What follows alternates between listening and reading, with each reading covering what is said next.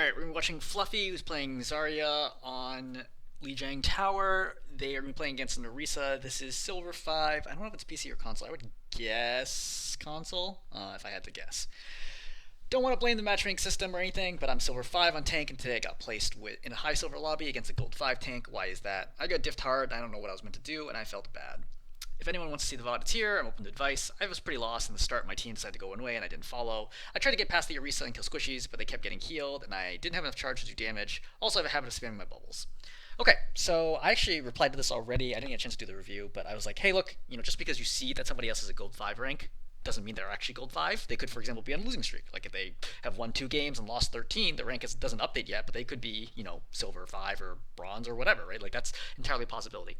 I encourage everyone to just really not thinking about ranks at all and just play your game, right? Just play your game. Don't even worry about what ranks the people are. Don't worry about the rank of the lobby. Just play your game and just play regular, right? Just play the best you can. That's all you can ask for. It doesn't matter what their ranks are. Just play the best you can. That's number one. Number two, I don't think the enemy tank actually played that much better than you did. Honestly, I don't think you played particularly well, but I don't think the enemy tank was like the dominant reason that this game was lost. I think that you don't do a great job of taking space, and the enemy tank being Orisa is just better at standing there and preventing your team from moving forwards than you are at understanding when you get to move forwards. So I don't think the tank was like the big reason. Like the tank skill def is like massive. I think that's simply they just did literally a better job standing there than you did, and preventing your team from walking forwards. That's number two. Number three, I would say that unlike a lot of my videos, I think your general mechanics and aim are actually pretty good. I think definitely better than low silver. I think you could easily be high silver or gold with the aim that you have right now. So it's not an aim issue here. It's going to be entirely about a decision-making problem, and we're going to talk through that. So you're going to walk up here, you're going to make the first big mistake, which is your team's going to go right and you're going to go left. This is a mistake. So the way that you play Lijiang Tower Control Center is that you go up here and you challenge for the space. Why? This space is the high ground. So if you don't fight for this space, that means your whole team has to filter through this one choke, getting shot at from up there and main, and your right flank is open as well.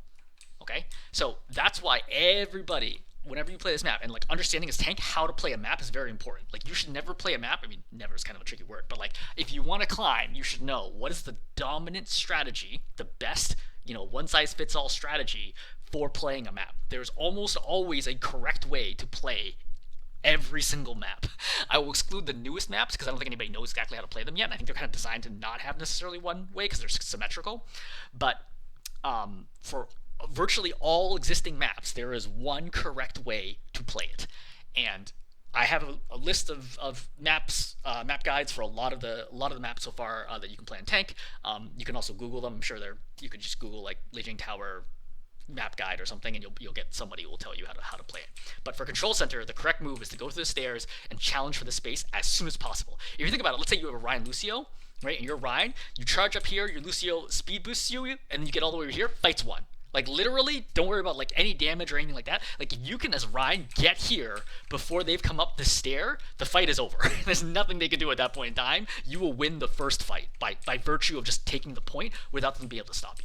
So it's so important for you to go main. It is a big mistake to be going left right now. It seems like a small thing, but you did highlight it. It is a really big thing that you did not go top right away. Genji's gonna dash in, open right click. So this bubble is okay. I think in general, you should not need to bubble in this situation. The reason being is Genjis typically go in and then they're going to pop deflect and they walk away. So I would not bubble right now because I would expect my Genji to be deflecting here. And if I saw a beam weapon, like if for example there's a Symmetra here, right, or like a Moira and he's low, then I would bubble him.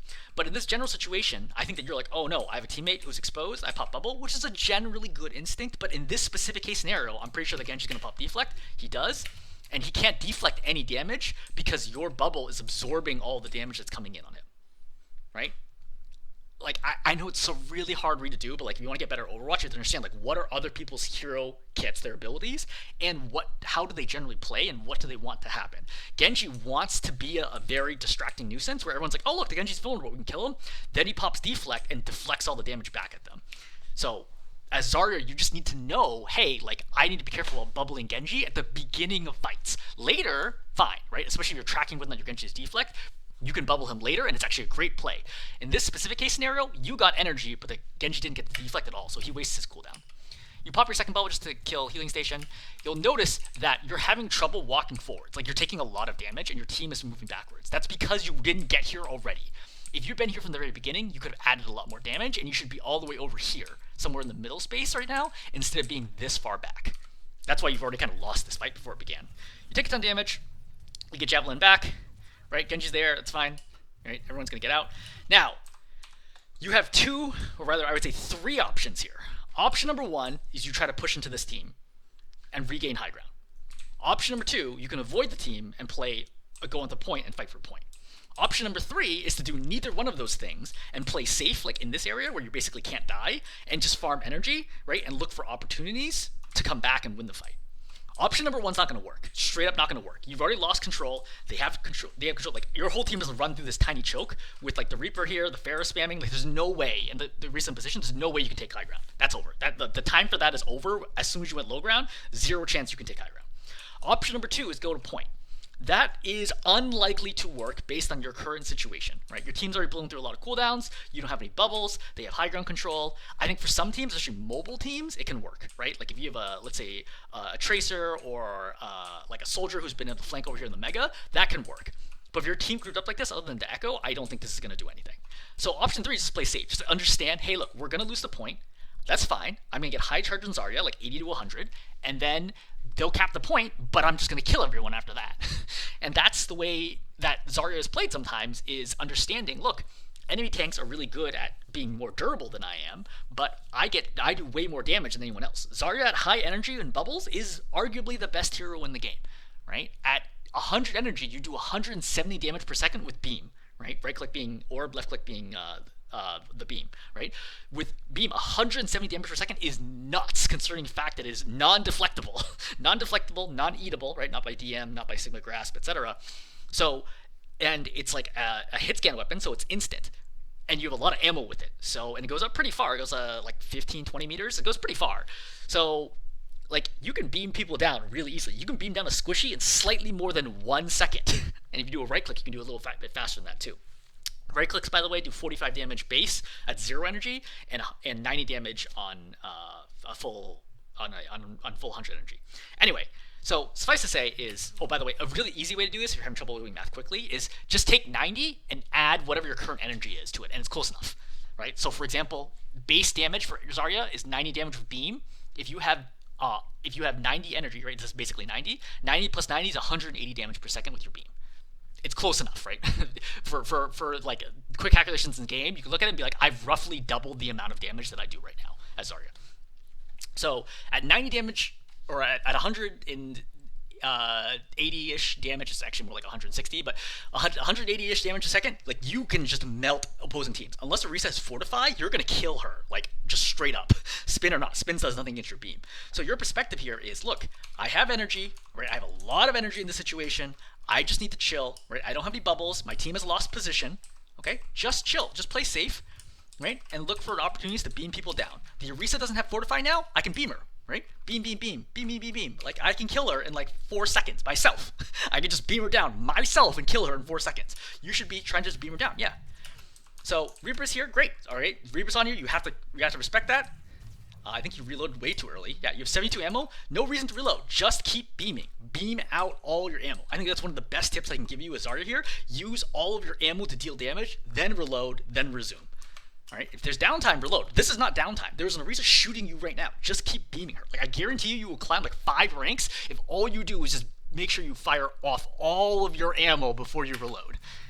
Right, Reaper here, see, you're reloading right now, which prevents you from doing a ton of damage to the Reaper. Again, you're at like 170 damage a second right now. You can kill the Reaper so fast. You can kill the Reaper faster than he can kill you at close range. That's how much damage you do right now. You do an insane amount of damage at this moment in time. Right, you pull back, you bubble. I think this bubble is fine, right? Genji's super low. I think bubbling is reasonable there. Moira's here. I think this is an okay bubble as well, but you also want to play a little selfishly. An important thing about Zarya is if you're going to play Zarya, you have to understand that you need to be a carry. Okay? Unlike heroes like, let's say, Winston or Ball, where you can be very disruptive to the opposing team, let your team follow up, Zarya is a carry tank. Like, you personally, your job is to kill every single member of the opposing team. More than almost any other tank here. I think, like, maybe Doomfist is the other exception. You can literally kill everyone on the team. And Doofus can't kill tanks, right? Zarya can kill every single hero in the game. Like, she does absolutely bonkers damage once you get high energy. All you have to do is wait for bubbles, and then you just walk people over. All right, so you want to resume, right? You're at high energy right now, so take your opportunities to do damage safely. Like, that's Zarya, like, at here. Oh, great. She wants to attack me. I'm just going to walk forward. I'm going to beam her down. Again, I killed her in 1 second. Like, it's so fast. She cannot stick around and keep firing rockets. She's going to die almost instantly if I just beam her down. Beam the Reaper, right? See, the Zarya, the Pharah's in, right? Reload, just kill her. Instead of walking away now, walk forwards. Right? You're at full health here. You have an Ana here. Like, there's nobody else around here. You're walking backwards. Walk forwards right now. I don't care if she hits every direct. I'm going to kill her faster than she can kill me, even with the reload. Like, I think that this is where it's so important to understand, like, the math of the game. If I literally walk in a straight line and Pharah hits every single direct on me, and I don't get healed, and I need to reload, I will still kill the Pharah faster than she kills me. That is how much damage you do. Right? Compared to how much health that you have. You have 382 health. It will take her 4 direct rockets to kill you. It is mathematically impossible for her to kill you faster than you can reload, walk forwards, and beam her down with probably like 2 rockets remaining. Right? Maybe 1 rocket remaining. And that's assuming you get no healing whatsoever. And you could probably miss some of that too. But that's a missed opportunity to kill the Pharah right now who is out of position. So, from here, what do I do? Well, I'm not going to be able to just walk him down right now. I'm also losing some of my energy. Just beam down. Beam down whoever I can, right? Beam the Orisa, play in the corner, beam, beam, beam, beam, beam, beam, beam, reload, beam, beam, beam, beam, beam, reload, beam, beam, beam, beam, right? I guarantee you, sooner or later, they're going to have to fall back. You just do too much damage. Okay? Zarya, at this range, you're going to be doing basically full damage. Like, you basically can't miss a tank with the beam, right? So you're going to be doing, at this moment in time, right, with our quick trick, about 140 damage a second. Great. So 140 damage a second. Now, how much does the Orisa do to you right now?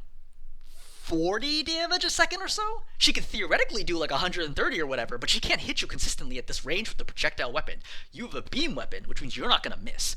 So you just stand here and you just go beam, reload, and I guarantee you the Orisa is going to need to fall back sooner or later. And then when she starts falling back, you follow her backwards and you just keep beaming whoever's in front of you. Don't worry too much about trying to like bypass the Orisa. I know people are like, oh, tanks should go for the back lines. Zarya has no mobility, so you can't just be like, oh, I'm just suddenly going to go over here. You don't have that capability. What you do have the capability is that you kill whoever is in front of you once you have high charge. That's all you got to do. Just beam down whoever is in front, and I guarantee you, you will get kills, right? You just need to be aggressive right now, right? Just beam, beam, beam, beam, beam. Yeah, go for the Reaper, sure, right? Reload. By the way, again, try to shoot off all your ammo, right? You did 1 right click here, do 1 more right click, then reload, right? Try to get all the damage you can out of every single, like, magazine of ammo. Right? Beam down Pharah, great, excellent. So, note right now is that you're taking almost no damage, right? You're at 450, 451 health. Yeah, keep pushing. You have bubble coming up in 2. Yeah, go for the Reaper, great. Beam him down, great. Reaper's dead, excellent. Reload, right? Well, actually, yeah, because once Zarya Orisa starts spinning, you can beam her down with the rest, right? Beam her down with the rest, right? Reload. It knows that you had 6 ammo left, so you could have beamed a little more and then fired. The most optimal way to use ammo, by the way, is to beam all the way down to 1 and then right-click. That's almost impossible to do in practice, so people typically right-click somewhere in like the last 10 ammo, because it still does full damage. Even though it normally takes 25, it still does full damage, even if you have 1 ammo. Right? So just keep walking forwards. Yep, keep beaming. It's fine. Like, if she gets slept there, just wake her up right away, because you already woke her. You see, like, at this point, she's already gonna get woken. Just keep beaming. Keep beaming. That hesitation's gonna cost you. Pharah's going to pop ulti right now. You look straight up, beam out most of your ammo, right click, and she dies. So you can see the Pharah gets all the way down to like 110 health. You could have killed the Pharah right now. You don't even look up for it, right? Like, you need to look up, right? You don't look up at all. You get blown up, and now you're going to die. This death is disastrous. Losing the fight is okay. Right? Pharah managed to catch 2 out, fine, it is what it is, right? Reset. But losing your full energy means that we need to wait another 60 plus seconds for you to get all of your energy back and bubbles and be able to push again. Dying right now is like game losing, right? Round losing. It was really, really important that you did not die there. The second you realize that you could not kill that Pharah, right? Right here. By the way, you saw that rocket come down, so you should have known the Pharah was there, right? You should have looked up, tried to kill her, right? Great. Okay, fine. I won't be able to kill her. Fine. Retreat. Go this way to break line of sight. Come here, get the mega. Retreat back. Most important thing is to stay alive. But instead, you keep trying to fight, and then you die. That awareness has to be there on all tanks, not just Zarya. That was not a great bubble on Ana, but she shouldn't have been frontlining anyway. I would have bubbled her as soon as she jumped into the doorway. Like this right here, I would have bubbled because this is clearly a mistake, right? But now, see, we're waiting. In fact, I want to note how long it's going to take you to get back to high energy, right? So you're going to die right now, right? 153.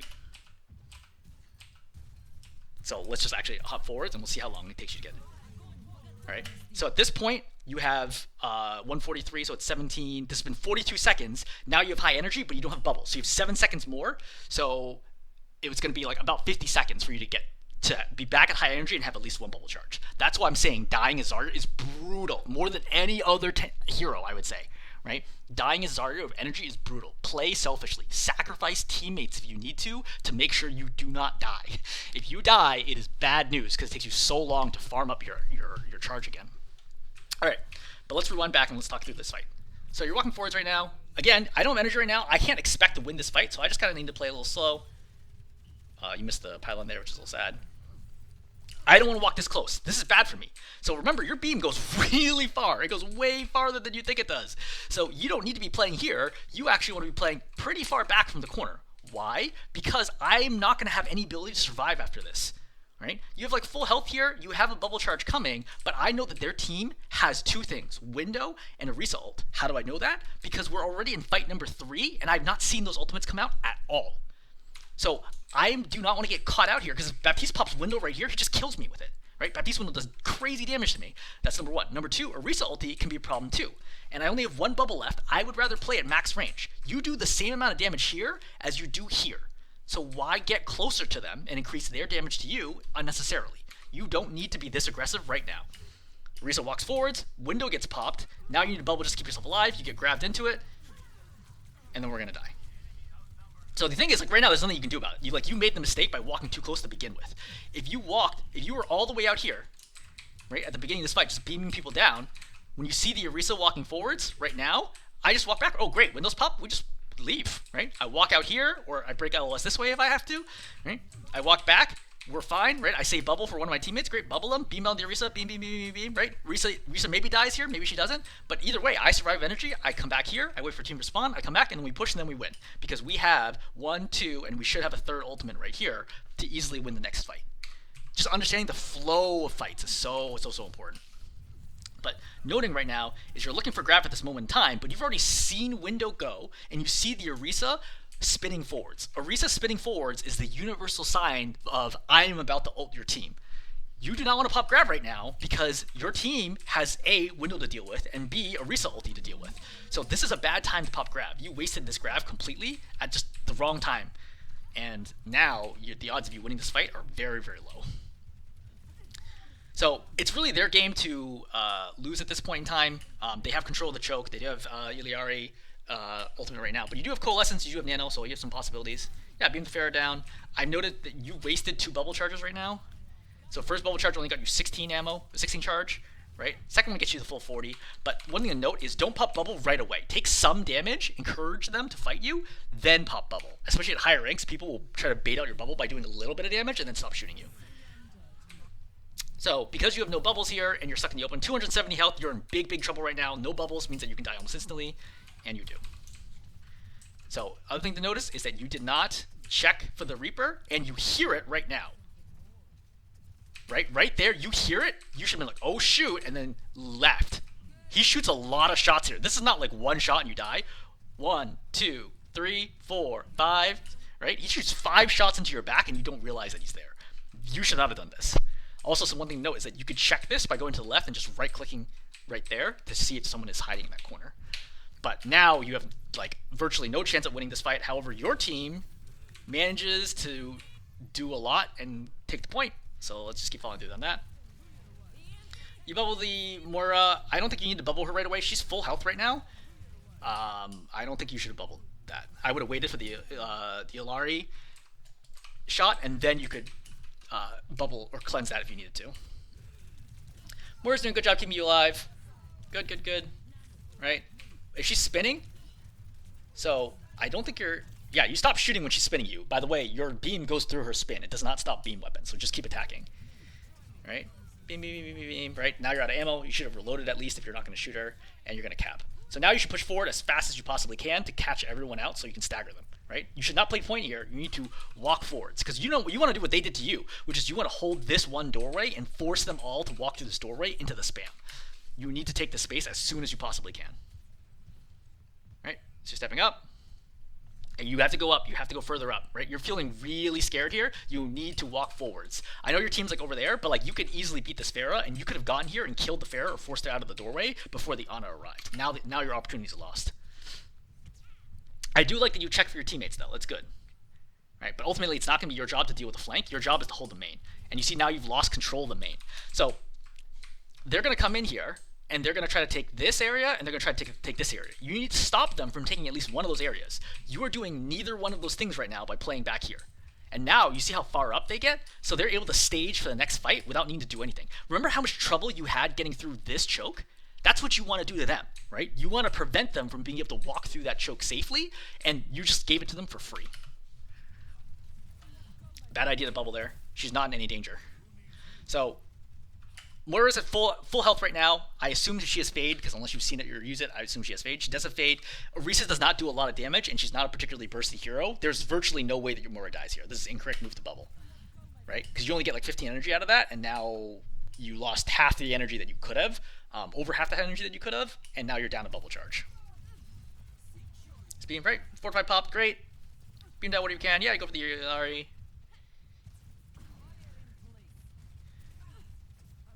Right, beam down Yulari. Yeah, that's good. Pretty good tracking. Like, you could just right click here to finish.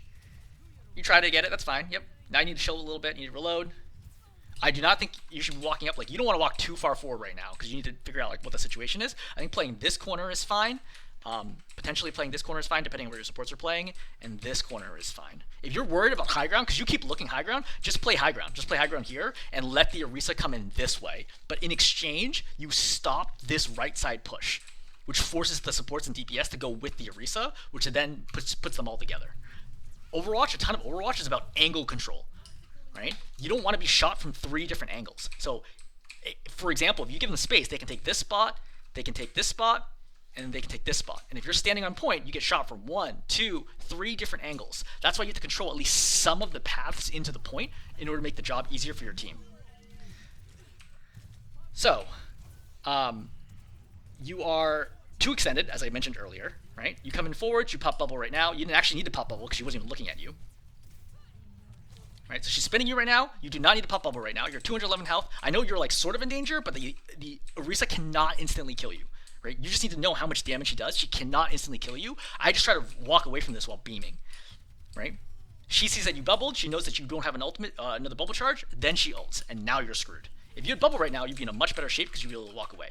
I see you also, I think, get stuck in the middle pylon. Yeah, see, you're trying to walk left. You need to walk backwards first and then walk away. I think with just experience that will happen. But with that, that is going to cost you the point. We're not going to cover the second point because it's like mostly the same as this one. I think, again, really big emphasis on knowing where to go and where to hold space is important, right? On every single map, not just this one, every single map. You need to know, like, as a tank, where do I need to go? How do I, when do I play there? What are the keys that I'm looking for? I have a variety of map guides that are available. I don't have one on Lijiang Tower, I want to say. I don't think I have one on Lijiang Tower. But that's something just to note. It's just understanding, like, hey, as a tank, where am I supposed to go? That's number one. Number two, as Zarya, understand when am I strong, when am I weak. I'm strong when I have high energy and I have bubble charges. I'm weak when I don't have bubble charges or I don't have energy. Don't try to overcommit to fights when you are weak. Try to force fights when you are strong, especially if the enemy team is weak. So in this scenario, Orisa is strong when she has high health and she has her cooldowns of spin and fortify available. She's weak when she's low health and or she has no spin, no fortify.